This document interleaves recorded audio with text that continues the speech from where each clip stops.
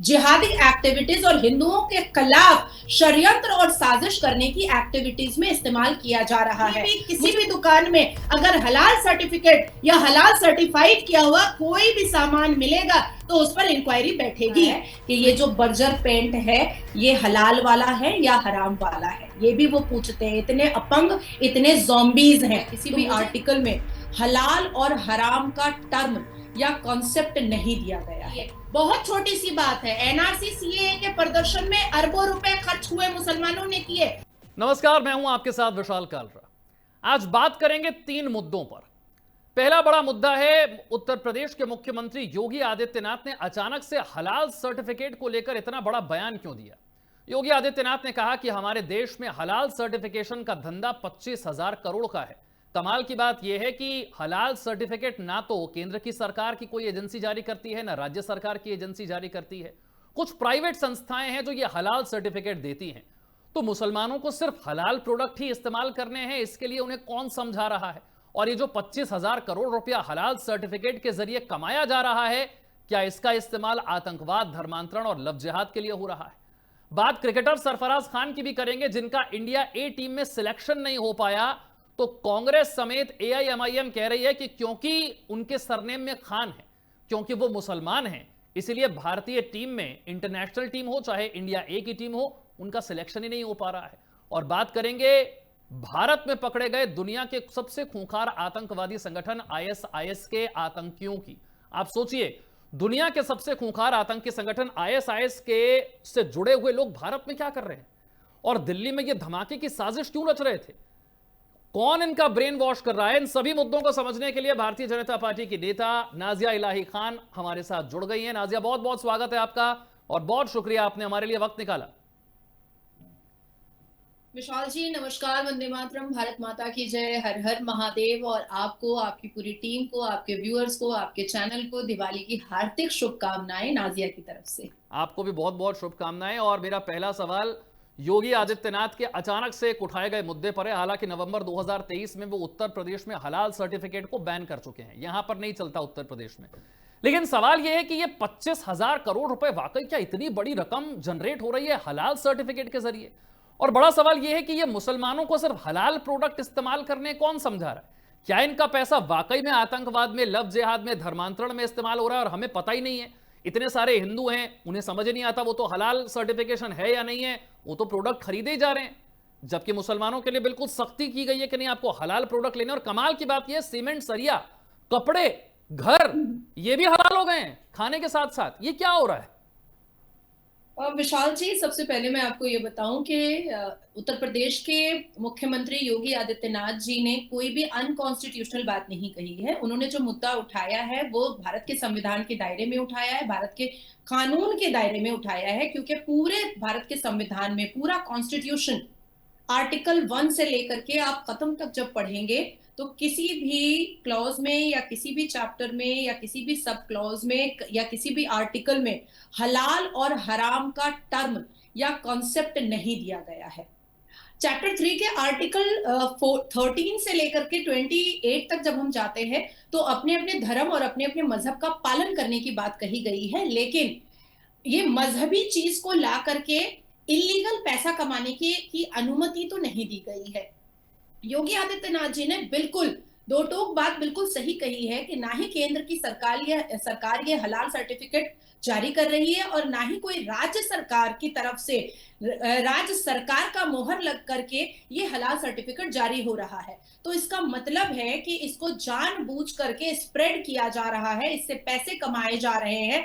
और इस 25,000 करोड़ को कहीं ना कहीं illegal activities, criminal activities, terrorism activities, जिहादी एक्टिविटीज और हिंदुओं के खिलाफ षड्यंत्र और साजिश करने की एक्टिविटीज में इस्तेमाल किया जा रहा है। मुझे बहुत अच्छे से याद है, एक नेशनल न्यूज पर बैठ करके एक्सक्लूसिव इंटरव्यू में, बहुत बड़े नेशनल न्यूज पर बैठ करके एक्सक्लूसिव इंटरव्यू में हलाल सर्टिफिकेशन से आए हुए पैसे को मैंने डिकोड किया था। तब हलाल सर्टिफिकेशन को कहीं ना कहीं पकड़ा जा रहा था और उनको बस्ट किया जा रहा था। आप सोचिए कि हार्पिक, जिससे हगने का पॉट धोया जाता है, उस पर भी हलाल मोहर रहता है। आप सोचो कि झाड़ू, Dettol, Surf, Vim bar soap, चीनी, साबुन, नमक, चना दाल, मसूर दाल पर भी हलाल सर्टिफिकेट का स्टैंप लगा होता है। तो ये बेवकूफ बना करके कहीं ना कहीं पैसा अरेंज किया जाता है भारत देश के खिलाफ, हिंदुओं के खिलाफ, संविधान के खिलाफ, भारत के कानून के खिलाफ, ये लुंगी डांस करने के लिए। बहुत छोटी सी बात है, एनआरसी सीएए के प्रदर्शन में अरबों रुपए खर्च हुए, मुसलमानों ने किए, शाहीन बाग से लेकर के बंगाल के पाक सर्कस मैदान तक में। तो ये पैसे कहां से आए? जब मुसलमान गरीब है, जब सारे मुसलमान पंचर वाले हैं, तो ये पैसे आ रहे कहां से? दूसरी चीज, अभी वक्फ संशोधन बिल 2025 को लेकर के जो इतने प्रदर्शन, इतने प्रोटेस्ट हुए, पूरे भारत में हुए, कश्मीर से कन्याकुमारी तक हुआ, उत्तर प्रदेश से बंगाल तक हुआ, बंगाल से बिहार तक हुआ, तो ये पैसे कहां से आ रहे हैं? कहां से आ रहे हैं? यूसीसी के खिलाफ प्रदर्शन करने के लिए जो पैसे लगे वो कहां से आए? हिजाब के पक्ष में जो प्रदर्शन करने के लिए पैसे लगे वो पैसे कहां से आए? 3 तलाक बैन ना हो उसके लिए जो प्रदर्शन हुए 1984 से 2017 तक, वो पैसे कहां से आए? राम मंदिर के खिलाफ जो प्रदर्शन हुए डेकेड टू डेकेड, वो पैसे कहां से आए? तो वो पैसे यहीं से तो आ रहे हैं। और जो भी मुसलमान बलात्कारी, मुसलमान आतंकवादी, मुसलमान क्रिमिनल, मुसलमान टेररिस्ट, आईएसआई, ये जितने लोग भी अरेस्ट होते हैं, या जो हिंदू मुस्लिम विवाद करके मुसलमान जेल के भीतर जाता है, या जो टेररिज्म एक्टिविटीज या बॉम्ब ब्लास्ट करके मुसलमान जेल के भीतर जाता है, तो जमायतुल उलमाए हिंद जो खर्च करता है उस क्रिमिनल के ऊपर कानूनी खर्च, वो पैसे कहां से आते हैं? वो पैसे या तो वक्फ बोर्ड से आते हैं, या तो हलाल सर्टिफिकेशन के आए हुए आमदनी के माध्यम से आते हैं। तो ये तो बहुत क्रिस्टल क्लियर है। And this is the high time कि इसको बस्ट किया जाए, और बस्ट करके केंद्र की सरकार और राज्य की सरकार को इसको बंद किया जाए, इस पर ताला लगाया जाए और एक गैजेट इशू किया जाए, स्पेसिफिकली एक गैजेट इशू करके प्रेस कॉन्फ्रेंस किया जाए कि कहीं भी किसी भी दुकान में अगर हलाल सर्टिफिकेट या हलाल सर्टिफाइड किया हुआ कोई भी सामान मिलेगा तो उस पर इंक्वायरी बैठेगी। लेकिन 4 ऐसी संस्थाएं हैं हमारी जानकारी में, 4 ऐसी प्राइवेट संस्थाएं जो कि ये हलाल सर्टिफिकेशन देती हैं। जैसे उत्तर प्रदेश में योगी जी ने बैन कर दिया कि हम तो नहीं देंगे, ऐसे ही केंद्र में भी बैन किया जा सकता है। फिर भारत में ये सब कुछ चल क्यों रहा है? कुछ लोगों का तर्क यह है कि हम मीट एक्सपोर्ट करते हैं और जो देश हमसे मीट खरीदते हैं उनको इस हलाल सर्टिफिकेट की जरूरत होती है। भारत सरकार भले ना देती हो, राज्य सरकार भले ना देती हो, लेकिन ये प्राइवेट संस्थाएं हमारे लिए जरूरी है, क्योंकि अगर हमें कुछ भी एक्सपोर्ट करना है ऐसे देशों में जहां पर मुसलमान हैं और वो कुछ खरीदते हैं, तो उनको तो ये सर्टिफिकेट चाहिए, वो देश तो मांगते हैं। फिर आप क्या करेंगे? नहीं विशाल जी, मैं इस पर कहूंगी कि वाकई में जिस तरीके से योगी आदित्यनाथ जी ने अपने राज्य सरकार में हलाल सर्टिफिकेशन पर स्टेप लिया है और कानून के तरीके से संविधान के दायरे में रह करके लिया है, केंद्र की सरकार को भी इस पर कार्रवाई करनी चाहिए। नजरअंदाज या इग्नोरेंट बिहेवियर अब नहीं चलेगा, क्योंकि देश वाकई में खतरे में है और ये कठमुल्लों की वजह से खतरे में है। अब आपने जो कहा, मीट एक्सपोर्ट करने के लिए विदेश में उनको जरूरत पड़ती है हलाल सर्टिफिकेशन की, ये फैक्ट है, क्योंकि मैं कई मुस्लिम कंट्रीज जा चुकी हूँ। और रिसेंटली मैं अपनी सभा के लिए जब आबू धाबी पहुंची थी और वहां के जो मॉल्स होते हैं जहां सब्जियां और बाकी चीजें मिलती हैं, मेगा मार्ट टाइप का जो भारत में होता है, वहां पर जितने भी मीट के और फिश के, मटन के, बीफ के जो पैकेट्स थे उस पर हलाल सर्टिफिकेशन का स्टैंप लगा हुआ था और जो भारत से आया हुआ था। तो अब उसमें ये करना पड़ेगा कि कानून बनाना पड़ेगा कि जो मीट का व्यापार बाहर के लिए करता है वही सिर्फ इस स्टैंप को और इस हलाल सर्टिफिकेशन के लाइसेंस को ले सकता है। और ये जितनी भी कंपनीज है जो प्राइवेट है इसको हर हाल में राज्य सरकार से एफिलिएट करना पड़ेगा। हम आकर के इंक्वायरी करेंगे, टाइम टू टाइम इंक्वायरी करेंगे, हम जांच पड़ताल करेंगे, टाइम टू टाइम करते रहेंगे। ये सारी चीजें करनी पड़ेंगी राज्य सरकार को भी और केंद्र की। लेकिन नाज़िया ये बताइए कि क्या सिखाया जाता है, मतलब धार्मिक रूप से क्या सिखाया जाता है आपको? कहां पर हलाल सर्टिफिकेशन को देखना है? खाने में समझ में आता है, खाने पीने की चीजों में समझ में आता है, लेकिन जो जानकारी मेरे पास है 25 से 30 हजार करोड़ का मार्केट है, 400 से ज्यादा एफएमसीजी कंपनियां हैं जिनको हलाल सर्टिफिकेशन मिला है, 3200 3200 से ज्यादा प्रोडक्ट ऐसे हैं जिनको हलाल सर्टिफिकेशन मिला है, 1400 से ज्यादा होटल और रेस्टोरेंट तो अकेले यूपी में है जिनको हलाल सर्टिफिकेशन मिला है। तो मुसलमानों के लिए क्या जरूरी है, कहां पर उन्हें देखना जरूरी है जो धर्म के हिसाब से जरूरी है कि हाँ ये चीज तो हलाल होनी चाहिए, ये सरिया, सीमेंट, साबुन, ये सब कुछ भी हलाल चाहिए क्या? और योगी जी एक सवाल पूछ रहे थे कि माचिस तो झटके में जलती है, वो भी हलाल है। नहीं नहीं, टू बी वेरी फ्रैंक विशाल जी, ये कंसेप्ट ही बुलशिट है, हलाल और हराम का। ये पता नहीं मुसलमान कौन सी हठगर्मी दिखाते हैं कि एक जानवर को धीरे धीरे तड़पा करके दर्द दे करके मारने को वो हलाल समझते हैं। ये बहुत ही भयावह, बहुत ही दर्दनाक और बहुत ही खतरनाक कॉन्सेप्ट है। और इसी कॉन्सेप्ट के ऊपर चल करके मुसलमान झाड़ू के तिनके को भी हलाल करना चाहते हैं। और जैसा आपने कहा कि सरिया और सीमेंट पर भी हलाल सर्टिफिकेशन चलते हैं। आपको यकीन आ जाएगा कि घर के जो पेंट होते हैं उस पे भी मुसलमान जाकर के पूछता है कि ये जो बर्जर पेंट है ये हलाल वाला है या हराम वाला है, ये भी वो पूछते हैं। इतने अपंग, इतने ज़ॉम्बीज हैं। तो मुझे ऐसा लगता है कि देश के संविधान को सर्वोप्रिय और सर्वप्रथम रखते हुए ये हलाल का जो दर्दनाक कॉन्सेप्ट जो जानवरों पर हो रहा है वो भी हमें खत्म करना चाहिए। लेकिन क्योंकि मुझे और आपको और देखने वाले व्यूअर्स को पता है कि 54 साल में इस देश को इस्लामिक बनाने का जो षड्यंत्र रचा गया था कांग्रेस के माध्यम से, वो अचानक से 12-13 साल में ठीक नहीं हो सकता है। हर एक चीजों को धीरे धीरे करके ठीक किया जाएगा, तो इट विल टेक टाइम। लेकिन मुझे ऐसा लगता है कि इस पर इनिशिएट करने का वक्त आ गया है। और बिल्कुल सही कहा योगी जी ने कि माचिस तो झटके में जलता है और गैस के लाइटर भी झटके में जलते हैं, तो उस झटके वाले पर कैसे खाना पका लेते हो, ये भी तो जवाब दो। ठीक है, मैं अगले मुद्दे की तरफ बढ़ रहा हूं और अगला मुद्दा जो है वो एक क्रिकेटर से जुड़ा हुआ है। हम अक्सर खेल से धर्म को दूर रखने की कोशिश करते हैं, लेकिन ऐसा हो नहीं पा रहा। हमारे देश के एक उभरते हुए क्रिकेटर हैं जिनका नाम सरफराज खान है, जिन्हें कुछ वक्त पहले इंटरनेशनल क्रिकेट में खेलने का मौका मिला भारत की तरफ से, लेकिन पिछले कुछ वक्त में उन्हें वो मौका नहीं मिल पाया। भारत में बहुत सारे टैलेंटेड क्रिकेटर्स हैं, डिजर्विंग क्रिकेटर हैं, लेकिन देखिए मैदान पर 11 ही खिलाड़ी उतर पाते हैं और कुछ ना कुछ मजबूरियां सेलेक्टर्स के सामने भी होती हैं कि वो कुछ खिलाड़ियों को चुन पाते हैं, कुछ को नहीं भी चुन पाते हैं। लेकिन सरफराज खान का सिलेक्शन जब इंडिया ए टीम में भी नहीं हुआ तो उसे लेकर विवाद हो गया। कांग्रेस की तरफ से उनकी प्रवक्ता है शमा मोहम्मद और एआईएमआईएम से असदुद्दीन ओवैसी।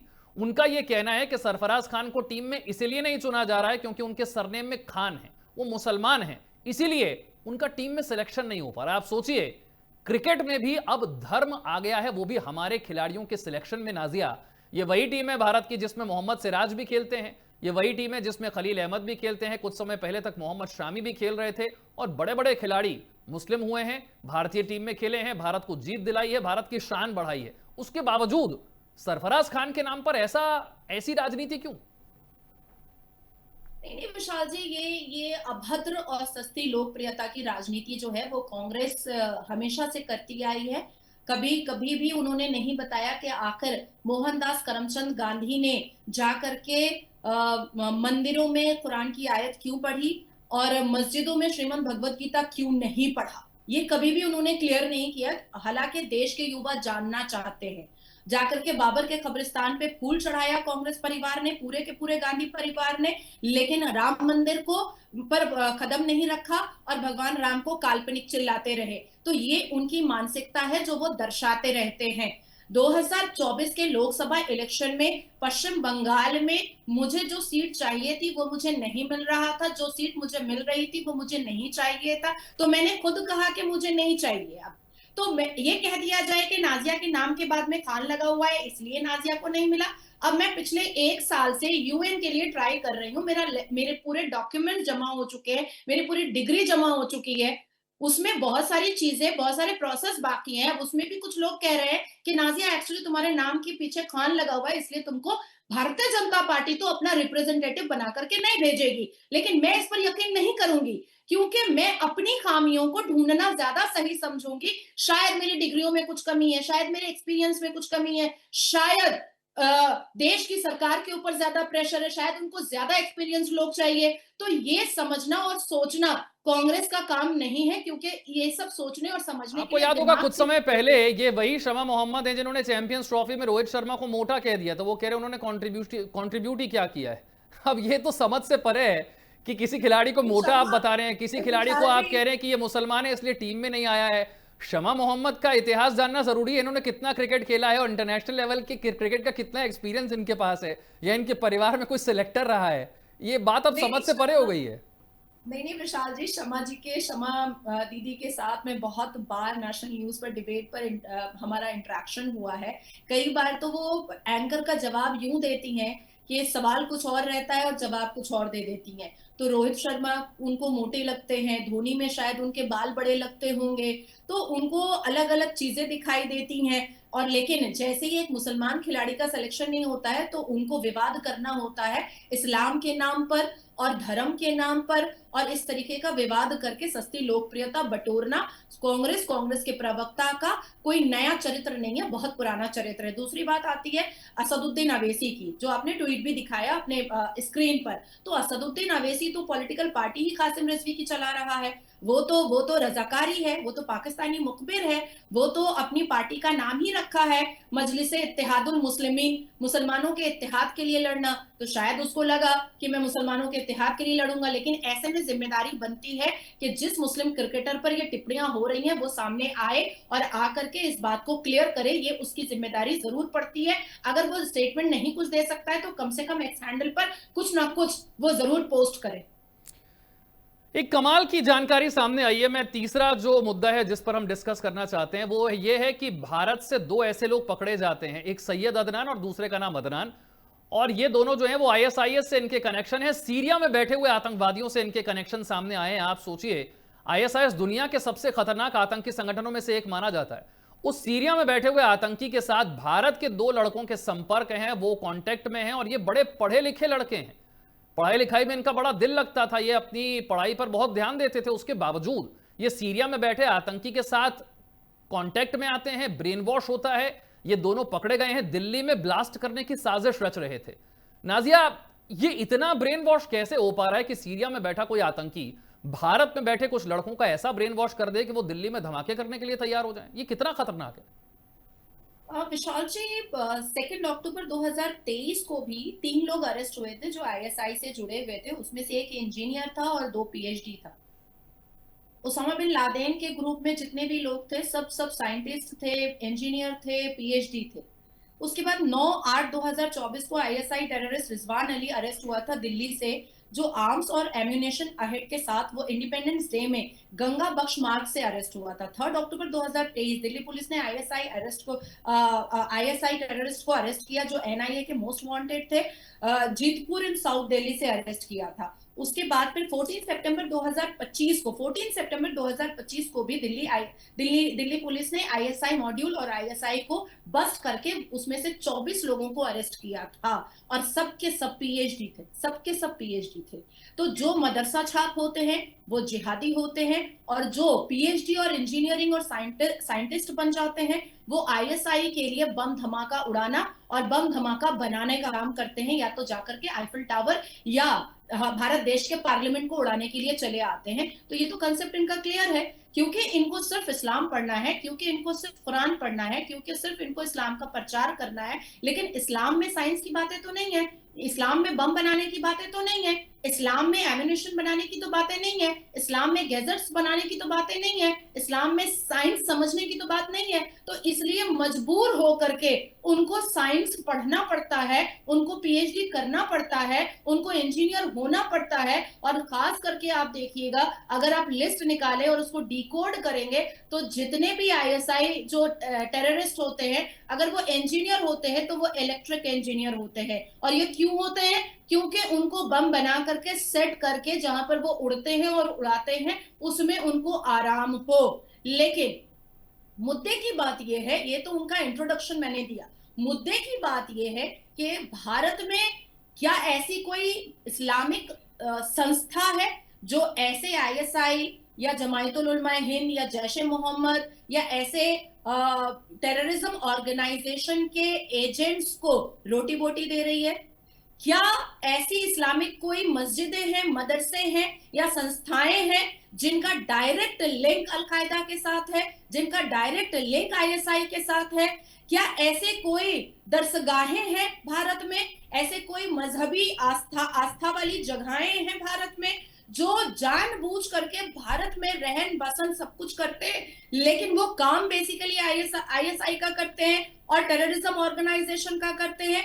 ये डिकोड करना और इसको देश की जनता के सामने रख करके जनता को सुरक्षित महसूस करवाना, ये मिनिस्ट्री ऑफ डिफेंस का काम है, ये एनएसजी का काम है, ये देश की सरकार का काम है। क्योंकि हम सिर्फ अपने अपने रिसर्च के माध्यम से देश की सरकार को आगाह कर सकते हैं, हम उनको जा करके डेपुटेशन दे करके एक मेमोरेंडम जमा कर सकते हैं, पर उस पर इनिशिएट लेना और एक्टिव मोड पर उस पर काम करना ये देश की सरकार का काम है और करना पड़ेगा। देश में 22 करोड़ सुरक्षित था, सुरक्षित है और सुरक्षित रहेगा, क्योंकि बम बनाना, जिहाद करना, लुंगी डांस करना, उपद्रव मचाना, रामनवमी पर पत्थर मारना, शोभा यात्रा पर पत्थर मारना, जिहाद के नाम पर कहीं पर भी गजवाए हिंद का ऐलान कर देना, ये सब वो करके आराम से बच जाते हैं। लेकिन खतरा तो हिंदुओं पर है, हिंदुओं की आस्थाओं पर है, हिंदुओं की आस्था के